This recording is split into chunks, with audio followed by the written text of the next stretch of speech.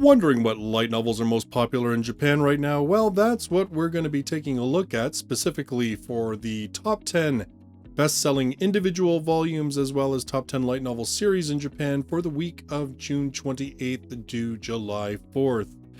Hi there everybody, I'm Justus R. Stone, and I do this every single week here on the channel, taking a look at which light novels are most popular in Japan. This is taken from the Oricon website. For the top 10 individual volumes, I take a look at the light novel work, paperback, and literary book lists in order to put the top 10 individual volumes together. And then, of course, I just take the Oricon's list for the top 10 series. Top 10 series appears to combine pretty much every work that's available for a series, so it could also include sales of manga adaptations, as well as if the series has had spin-offs and so forth. Alright, so with all that said, we're going to get into the top 10 individual volumes first.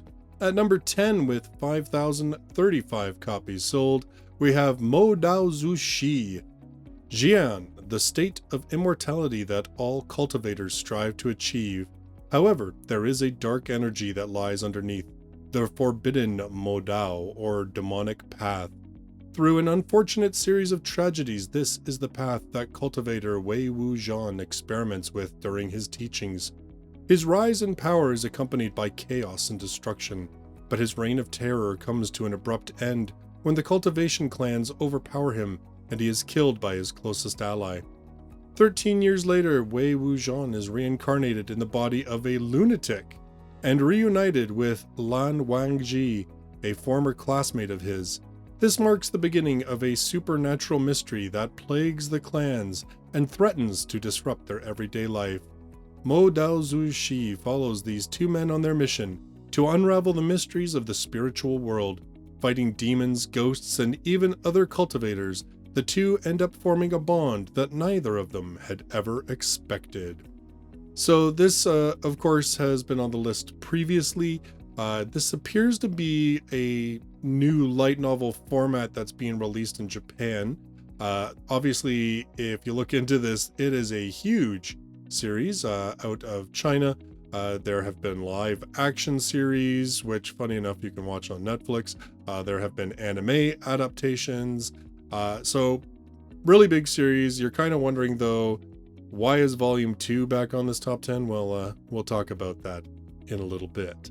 At number 9, with 5,408 copies sold, Volume number 8 of Trapped in a Dating Sim, The World of Otome Games is Tough for Mobs.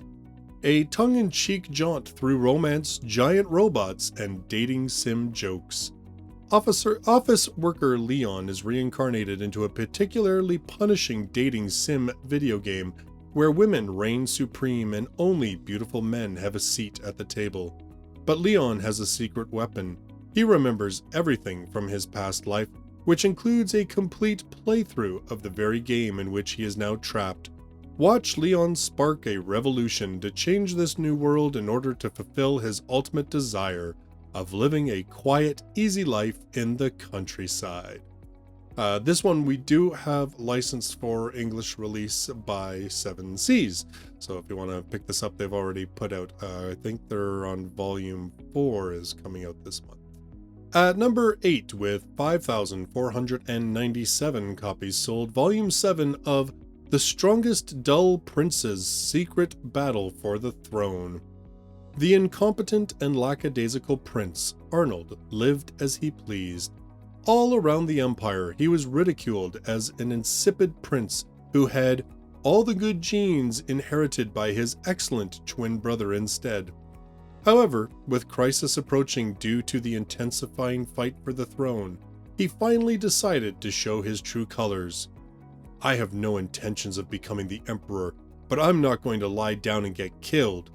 With the unparalleled sense of strategy and negotiation skills he had hidden so far, as well as his true strength as the strongest SS-ranked adventurer who commanded taboo ancient magic, the insipid prince manipulates the fight for succession from the shadows, together with the beautiful maidens who serve him.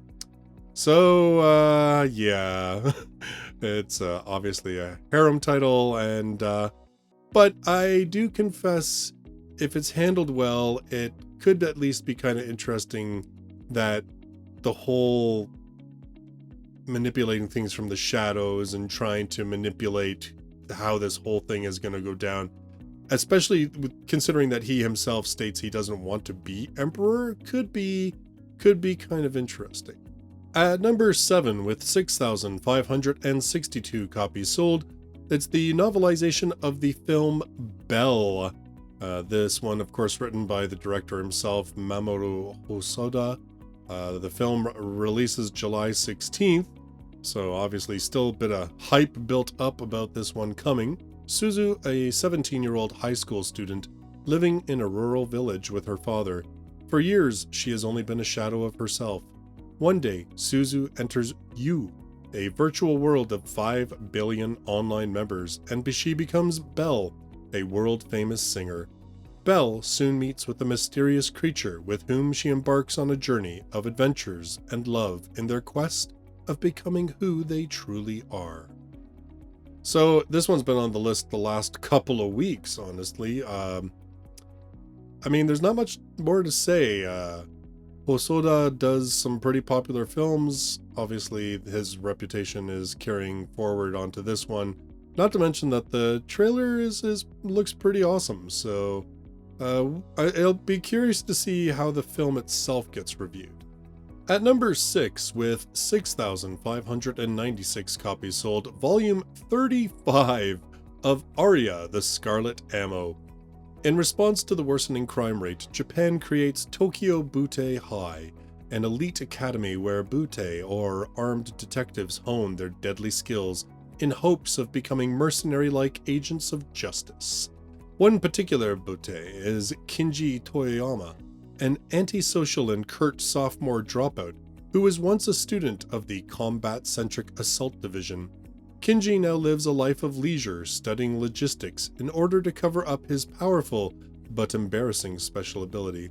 However, his peaceful days soon come to an end when he becomes the target of the infamous butte killer and runs into an emotional hurricane and outspoken prodigy of the highest rank, Aria Holmes Kanzaki, who saves Kinji's life and demands that he become her partner after seeing what he is truly capable of. So, I mean, you gotta kind of give props to a series that after 35 volumes can not only hit the top 10 but do it 2 weeks in a row. I'm just saying. Again, if you missed how I was talking about this last week, a very strange history of this being licensed in English, only surviving for like 3 volumes, and I think they were only digital release, and then it has languished in, licensing hell ever since. I don't even know if the company that licensed it exists anymore. So who knows if we'll ever see this one in English again. At number 5, with 8,363 copies sold, it's volume number 5 of Magical Explorer. This one's recently been licensed by Yen On. We don't have it available in English, but it is coming. Reincarnated as a character in the legendary erotic game Magical Explorer, it doesn't take long for our hero to discover that he's been designated the unlucky side character rather than the game's lady killer protagonist. Not to worry though, armed with his vast knowledge of the game and a few cheats, he'll do whatever it takes to win the hearts of the game's heroines and emerge as the most accomplished student at the Sorcerer's Academy. So, I mean, you guys know how this goes, right?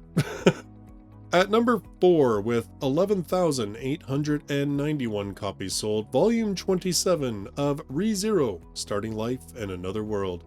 Subaru Natsuki was just trying to get to the convenience store but wound up summoned to another world. He encounters the usual things, life-threatening situations, silver-haired beauties, cat fairies, normal stuff. All that would be bad enough, but he's also gained the most inconvenient magical ability of all, time travel. But he's got to die to use it. How do you repay someone who saved your life when all you can do is die? Of course, pretty popular series, continued, it's been fueled by several anime seasons now, and Honestly, I mean, it's one of those series that I really should get back to reading because it is one of the better written series. At least it certainly was when I was reading it.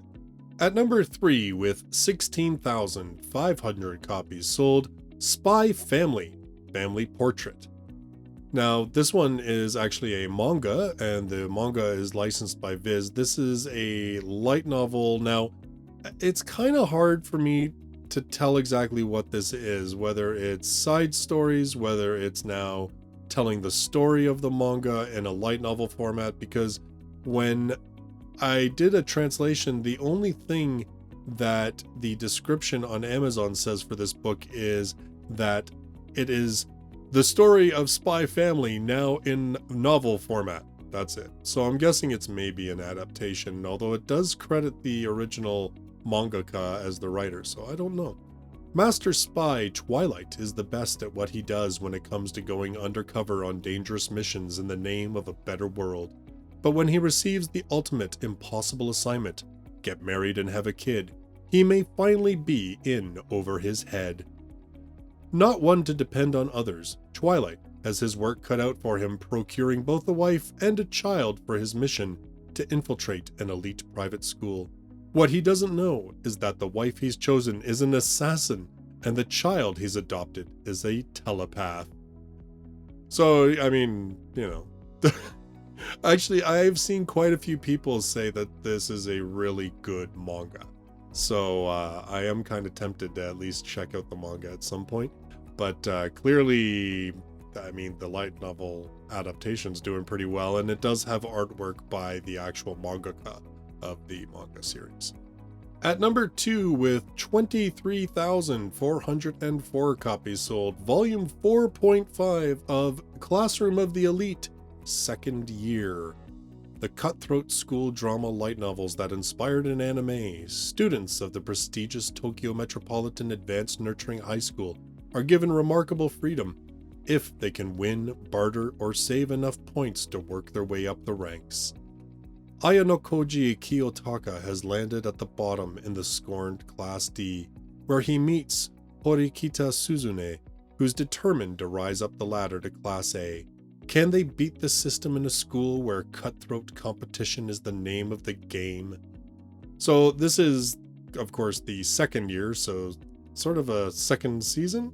I don't know exactly the situation about the decision to class this as second year. I do know that sometimes for some reason, publishers like to sort of, when they get to a certain number of volumes of a series, they kind of encourage the author to kind of rename it so that they know, so that readers know it's kind of the start of a new arc or what have you. Doesn't always happen, but sometimes, and I'm guessing this is one of those situations, or the author themselves kind of felt that they wanted people to know that there's change, there's transition. I don't know.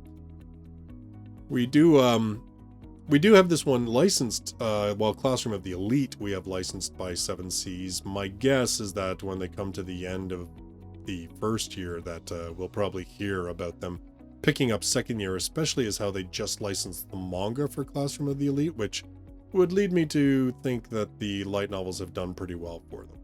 Finally, at number 1, with 25,891 copies sold, volume number 3 of Dao Zu Shi. Yeah, so as I said, I'd be mentioning this series again, and why is volume 2 back in the top 10? Well, because volume 3 is now out, so obviously people who read volume 1 decided to pick up volume 2 and volume 3 in the same week. That's my guess.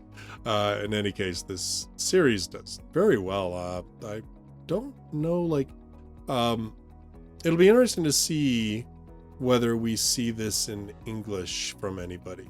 I mean, I'm assuming that it hasn't been picked up by one of the web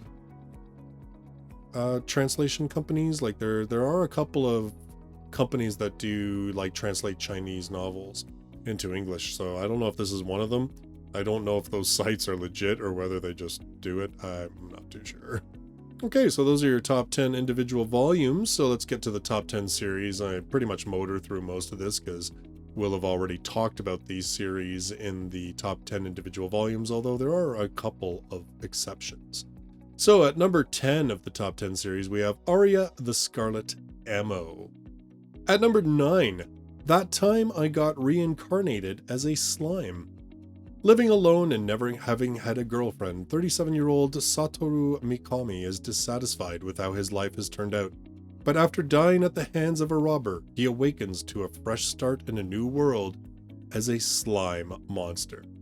So again, one of those series that is on here fueled primarily, I would think, by its anime. There's actually another season airing just now. They seem to be able to extend this one. Like, they had several cores of the anime, and then they had like some OVAs that they extended over a while, and then now they did the adaptation of the Slice of Life manga spin-off, and now they've got another season based on the actual light novels. So I'm pretty sure that's part of what's fueling this one. It's been on the top 10 series list for, well, since I started covering it. At number 8, The Apothecary Diaries. In the East is a land ruled by an emperor whose consorts and serving women live in a sprawling complex known as the Hogang, the Rear Palace.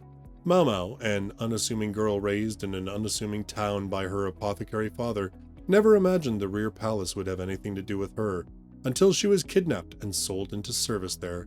Though she looks ordinary, Mao Mao has a quick wit, a sharp mind, and an extensive knowledge of medicine. That's her secret, until she encounters a resident of the palace, at least as perceptive as she is, the head eunuch Jinshi. He sees through Mao Mao's facade and makes her a lady-in-waiting to none other than the emperor's favorite consort, so she can taste the lady's food for poison. At her lady's side, Mao Mao starts to learn about everything that goes on in the Rear Palace, not all of it seemly. Can she ever lead a quiet life, or will her powers of deduction and insatiable curiosity bring her ever more adventures and ever more dangers? So again, another series that very interestingly has been in the top 10 since I started covering this again weeks ago, and yet not with a new volume. It's just a popular series. There's really nothing much more to say. There's been all sorts of rumors that there might be an anime adaptation announced, although there doesn't seem to be anything official at this point. At number 7, Magical Explorer. At number 6, Belle. At number 5, 86. The San Magnolia Republic has long been under attack by unmanned weapons from the neighboring empire. Against this onslaught, the Republic has also deployed similar weapons, narrowly avoiding great loss of life and impending disaster, or at least that's how it seemed. The truth is that it has never been possible to have no casualties. Young men and women drawn from the Republic's supposedly non-existent 86th district are organized into the 86 unit and then ordered to pilot the, quote, unmanned weapons before heading to battle.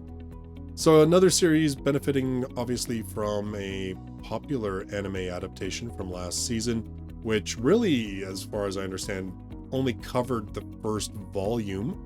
I believe there was a little bits and pieces taken from later volumes, but for the most part, it really only covered the story as set out in the first volume. So it doesn't really surprise me that we're seeing these later volumes getting picked up. It also did have just I guess, a week or two ago, it had a new volume. So there's probably still some sales of that pushing this as well.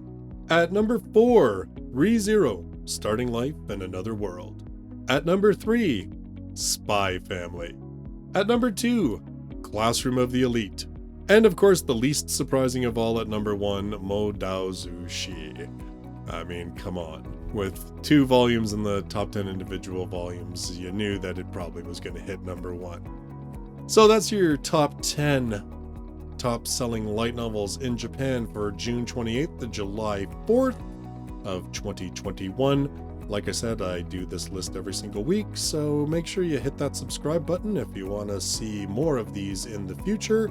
Hit that like to let YouTube know that you enjoy it, and thank you so much for watching. I'll see you in the next video. Till then, bye-bye for now.